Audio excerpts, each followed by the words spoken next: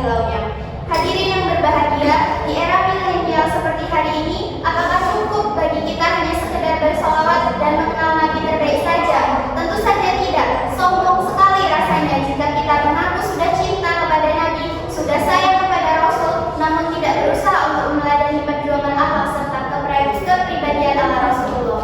Setidaknya ada beberapa langkah dan upaya untuk menumbuh kembangkan kecintaan terhadap Rasulullah. Pertama, kita sebagai pribadi dan keluarga mesti senantiasa bersolawat kepada Nabi, mendekatkan diri kepada Al-Quran, serta konsisten untuk membaca sembari memetik hikmah dari kisah Rasul.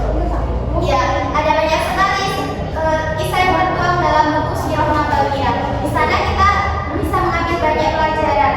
Kedua, istiqomah melaksanakan sunnah Nabi dimulai dari hal yang kecil dan ringan. Benar sekali, kita tidak perlu mencari amalan yang susah dan berat demi merengkuh pahala. Soalnya, Allah lebih suka dengan amalan yang ringan namun konsisten. Seperti puasa Senin Kamis, bersedekah, dan lain sebagainya.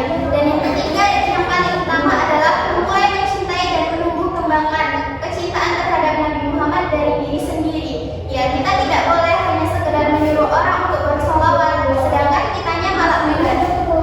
Dan semoga kita tidak termasuk salah satu di antara mereka yang dibenci oleh Allah Subhanahu wa Ta'ala.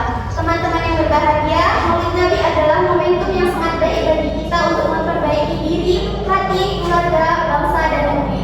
Islam akan semakin kuat jika ditopang oleh pasukan muslim yang berakhlak mulia. Maka dari itu, mari kita manfaatkan kesempatan umur yang sedikit ini untuk meningkatkan iman dan takwa kita kepada Allah, seraya menumbuh kembangkan kecintaan terhadap Nabi. Demikian pidato yang bisa